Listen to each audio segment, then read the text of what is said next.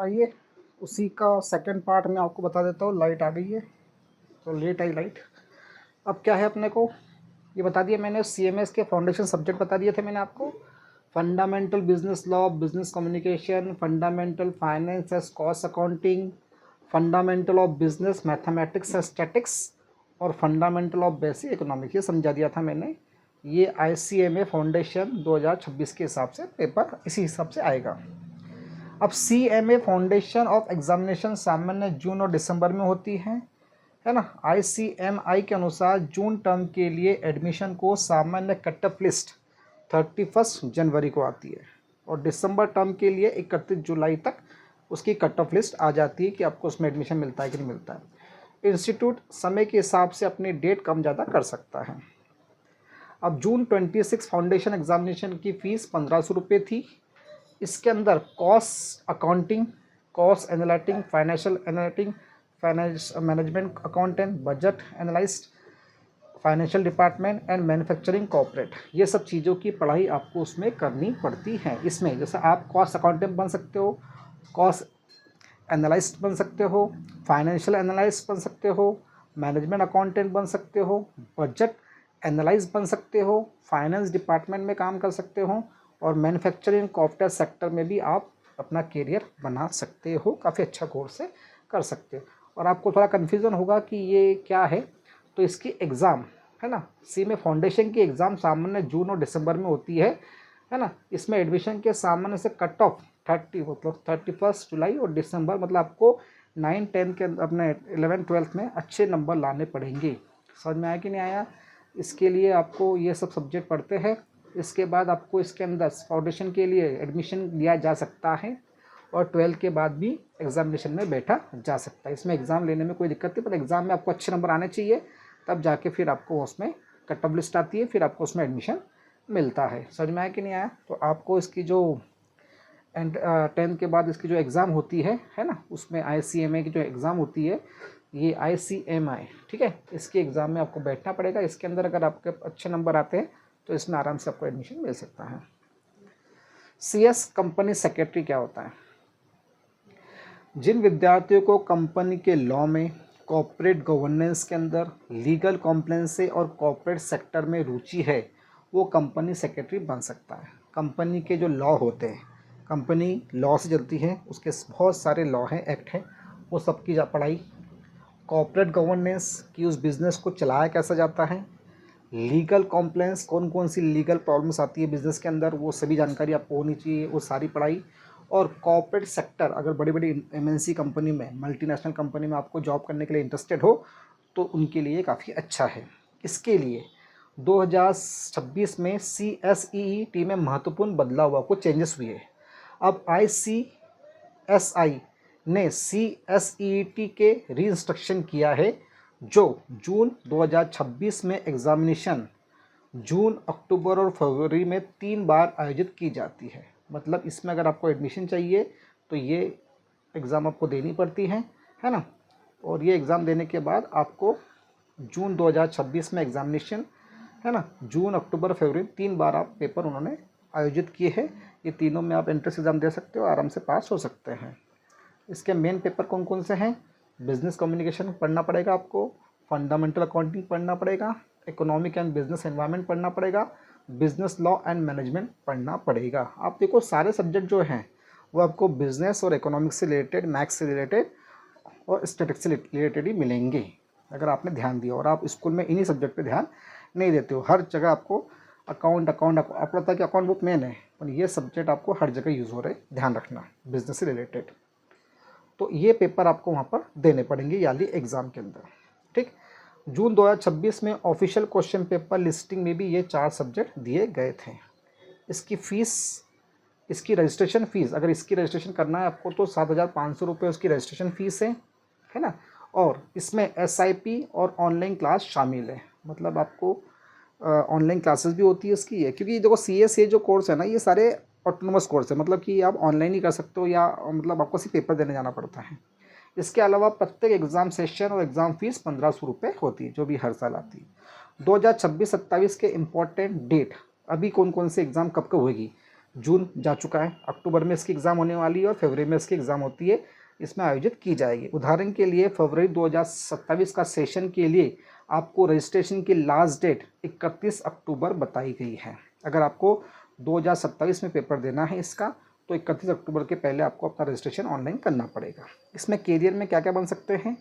Company secretary बन सकते हो आप, कॉम्प्लायंस ऑफिसर बन सकते हो, कॉर्पोरेट लीगल एग्जीक्यूटिव बन सकते हो, कॉर्पोरेट गवर्नेंस बन सकते हो, सेक्रेटरियल डिपार्टमेंट संभाल सकते हो, लिस्टेड कंपनी और कॉर्पोरेट सेक्टर के अंदर जॉब कर सकते हो। इन सब के आप कंपनी सेक्रेटरी बन सकते हो।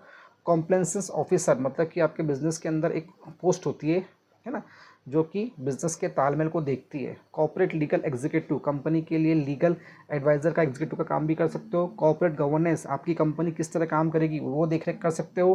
कंपनी के सेक्रेटरियल डिपार्टमेंट में काम कर सकते हो। और जितनी भी लिस्टेड कंपनी होती है शेयर मार्केट में, कॉर्पोरेट सेक्टर की कंपनियाँ हैं, वहाँ पर आप अपना करियर बना सकते हो।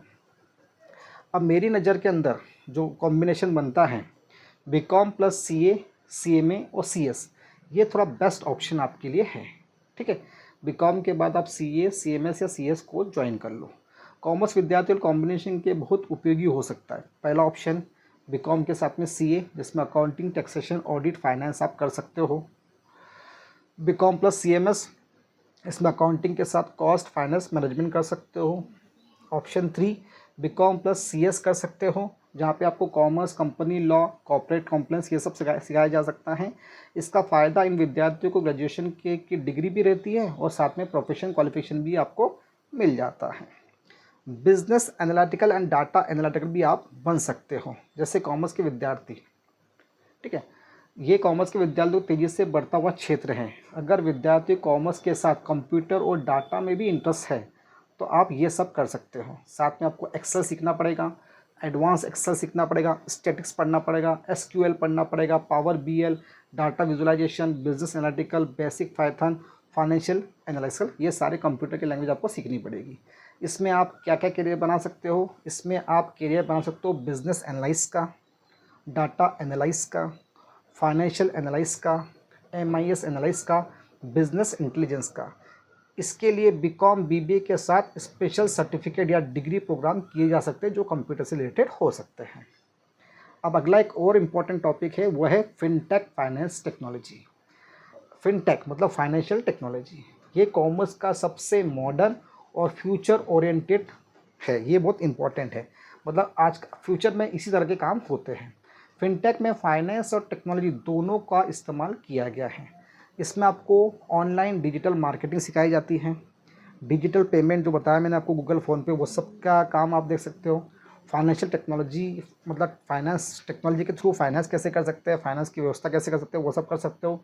इन्वेस्टमेंट टेक्नोलॉजी आपको सिखाई जाती है, चार्ट एनालाइज करना, चार्ट समझना, सब कुछ। ब्लॉकचेन बेसिस मतलब कि अलग अलग कंपनियों के बीच में एक चेन डिसाइड करना, डाटा को एनालाइज करना जो भी आपके पास है टेक्नोलॉजी का यूज़ करके, फाइनेंशियल मार्केटिंग देखना और रिस्क मैनेजमेंट करना। ये सारा आज की ये कोर्स मेरे हिसाब से आपके लिए बहुत अच्छा कोर्स है, बहुत मॉडर्न कोर्स है। ये सब करने से आपको टेक्नोलॉजी का नॉलेज भी मिल जाएगा और फाइनेंस का भी पूरा नॉलेज मिल जाएगा। आप अपना खुद का शेयर मार्केट में पैसा इन्वेस्ट वगैरह करना है तो आराम से कर सकते हो। ये बहुत अच्छा कोर्स है मेरे हिसाब से। अगर विद्यार्थियों को फाइनेंस और कंप्यूटर दोनों पसंद है तो फिनटेक का अच्छा ऑप्शन हो सकता है। फिर आता है आपका इन्वेस्टमेंट बैंकिंग फाइनेंशियल मार्केट। ये विद्यार्थियों को स्टॉक मार्केट, कंपनीज, इन्वेस्टमेंट और फाइनेंस में जिनको इंटरेस्ट है उनके लिए ग्रेजुएशन के बाद financial market, investment banking related certificate की दिशा में जा सकता है। तो ये कोर्स है आपका इन्वेस्टमेंट बैंकिंग या फाइनेंशियल मार्केटिंग सीखना। ग्रेजुएशन का उपयोग करके BCom honours, BBA finance, economics और फाइनेंस रिलेटेड प्रोग्राम, ये सब आपको ग्रेजुएशन में इम्पॉर्टेंट कोर्स है। ये आपको ग्रेजुएशन के समय इनमें से कोई भी एक कोर्स कर लेना चाहिए। आगे स्किल, इसमें फाइनेंशियल मॉडलिंग है ना, मॉडलिंग करना, एक्सेल में अकाउंटिंग, कॉर्पोरेट फाइनेंस, वैल्यूएशन और फाइनेंशियल मार्केट, ये सब स्किल आप में होनी चाहिए। आपको एक्सेल अच्छे से आना चाहिए, फाइनेंस का मॉडलिंग अच्छे से, अकाउंटिंग समझ में आना चाहिए, कॉर्पोरेट फाइनेंस की पूरी जानकारी होनी चाहिए, वैल्यूएशन निकालते आना चाहिए कंपनीज़ के, और फाइनेंशियल मार्केट की पूरी जानकारी होनी चाहिए। ये एक क्षेत्र कॉम्पिटिटिव के लिए अच्छा कॉलेज स्ट्रॉन्ग स्किल महत्वपूर्ण है। अगर ये सब स्किल आप में है तो आप इसके लिए जा सकते हो, अदरवाइज छोड़ देना इसे। फिर आता है डिजिटल मार्केटिंग। क्या है डिजिटल मार्केटिंग? आज की तारीख में करियर बना सकते हैं, जैसे कि इसमें सब्जेक्ट कौन कौन से होते हैं, क्या क्या स्किल आनी चाहिए आपके पास। आपको डिजिटल मार्केटिंग आना चाहिए, एसईओ आना चाहिए, सोशल मीडिया मार्केटिंग है, कंटेंट मार्केटिंग है, ईमेल मार्केटिंग है, एनालाइज करना, एडवर्टाइजिंग करना, ई कॉमर्स, ये सारे सब्जेक्ट भी है और ये सारी स्किल भी है। अगर आपको डिजिटल मार्केटिंग करनी है तो ये सब चीज़ें आपको आनी चाहिए, इसमें आपका इंटरेस्ट होना चाहिए।